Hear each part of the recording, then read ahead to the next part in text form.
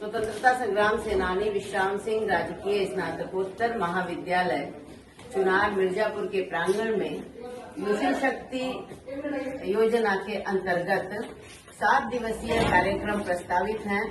इन 7 दिवसीय कार्यक्रमों में जो 26 फरवरी से 7 मार्च तक चलने हैं, ताकि अंतर्राष्ट्रीय महिला दिवस 8 मार्च को आने वाला है, उस आयोजन को भी हम उत्साह पूर्वक मना सकें। इसी उद्देश्य से सरकार का प्रयास है कि उत्तर प्रदेश में जितनी भी हमारी लड़कियां हैं, कन्याएं हैं, जिनके मन में किसी भी प्रकार के प्रश्न आए, उनके प्रश्नों के समाधान के लिए परामर्श सत्र आयोजित किए जाएं। इसी कड़ी में आज इस परामर्श सत्र में मैं लड़कियों से आग्रह करूंगी कि इस पूरे मिशन शक्ति कार्यक्रम के जो नोडल ऑफिसर हैं, संयोजक डॉक्टर प्रभात कुमार हमारे बीच में हैं, उनसे मिशन शक्ति योजना के विषय में कुछ जानकारी प्राप्त करें। बहुत बहुत धन्यवाद मैडम। आज के इस मिशन शक्ति परामर्श सत्र के 7वें दिन आदरणीय doctor Mai Shukla madam, doctor Ram Manohar sir, doctor Shefalika ji, doctor Nalini जी। परामर्श सत्र का उद्देश्य है कि हमारे छात्र छात्राओं के मन में चाहे जिस प्रकार की शंकाएं हों, चाहे वह शारीरिक हो, मानसिक हो, बौद्धिक हो, आर्थिक हो अथवा सामाजिक हो, उन बिंदुओं पर उनकी जो विचिकित्सा है, उस जो शंका है, उसका समाधान करना ही परामर्श सत्र का उद्देश्य है। आज के परामर्श सत्र की प्रभारी डॉक्टर शेफालिका राय और डॉक्टर नलिनी सिंह हैं। अब छात्राओं को ये परामर्श सत्र में उनकी शंकाओं का समाधान करेंगी। बहुत बहुत धन्यवाद। बहुत बहुत धन्यवाद प्रभात जी। अब अगले कार्यक्रम के अगले भाग के लिए मैं आज की संयोजिका परामर्श सत्र की डॉक्टर शेफालिका राय को आमंत्रित करती हूँ कि वो छात्राओं से परामर्श सत्र में उनकी शंकाओं का समाधान करें। शेफालिका राय।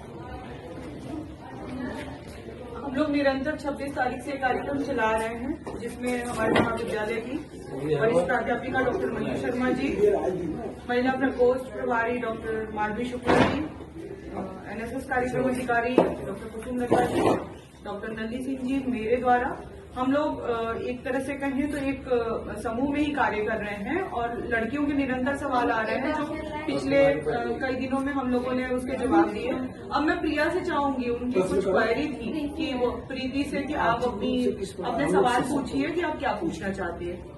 मैम, हमें एक अच्छा सैनिक बनने के लिए क्या करना चाहिए? पहली चीज तो ये है कि जो आप शिक्षा प्राप्त कर रही हैं, वो शिक्षा एजुकेशन जो होता है, आप किसी भी क्षेत्र में जाए, अमूमन बच्चों को ये लगता है कि हमें एक जवान बनना है या सैनिक बननी है, तो हमें जो है वो शारीरिक रूप से बहुत मजबूत होना चाहिए, लेकिन शिक्षा जो होती है वो हमें मानसिक रूप से मजबूत बनाती है। और जब हम मानसिक रूप से बहुत मजबूत होते हैं, तभी हम अपनी क्षमताओं का पूर्ण रूप से उपयोग कर पाते हैं। तो सर्वप्रथम तो आप जो शिक्षा प्राप्त कर रही हैं वो करिए। दूसरी चीज है कि सैनिक बनने के लिए जो भी जिस स्तर की परीक्षाओं में आपको जाना है, उसके लिए आपको जिस स्तर तक की शिक्षा चाहिए आप वो प्राप्त करिए।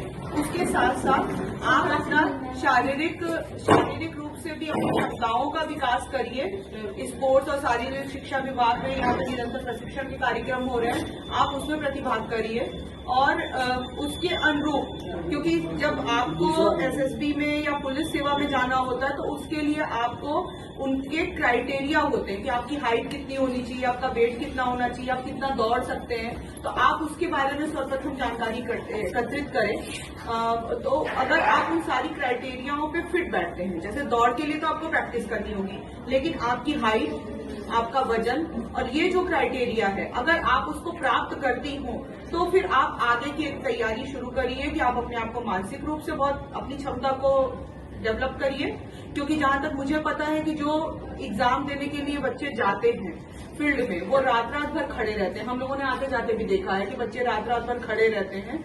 तो मुझे लगता है कि वो उनकी मानसिक क्षमता को ही आका जाता है कि उनके अंदर कितनी जिज्ञासा है या वो कितनी जुनूनी तौर पे इस चीज में जाना चाहते हैं। तो वो जुनून डेवलप करना होगा, लेकिन उसके पहले भी आवश्यक है कि आप देखिए कि आप मेडिकली पूरी तरह से उसमें जाने के लिए सक्षम हैं कि नहीं है। अगर आप कहीं से फेल हो रही हैं, जो भौतिक वातावरण की वजह से हो रहा है, तो आप उसका निदान करिए।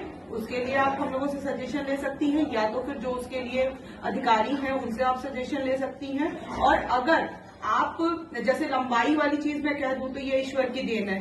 अगर वो ऑटोमेटिक कम है और आप उस क्राइटेरिया पे नहीं जा रही है तो निसंदेह रूप से हतोत्साहित होने के बजाय आपको ये देखना चाहिए कि आप देश की सेवा करने के लिए और किस रास्ते से वहां तक पहुंच सकती हैं। क्योंकि जरूरी नहीं कि अगर आप सैनिक नहीं बन पाई तो और सुविधाएं नहीं है। आप नर्स बन सकती हैं, आप डॉक्टर बन सकते हैं, आप टीचर्स भी बन सकते हैं। तो आप ये देखिए कि आप इस देश भावना के साथ अगर कार्य करना चाहते हैं तो आपके पास और कौन कौन से रास्ते हैं। वीडियो लगा बस बंद कर दीजिए। बंद करके दूसरा वीडियो छोटा छोटा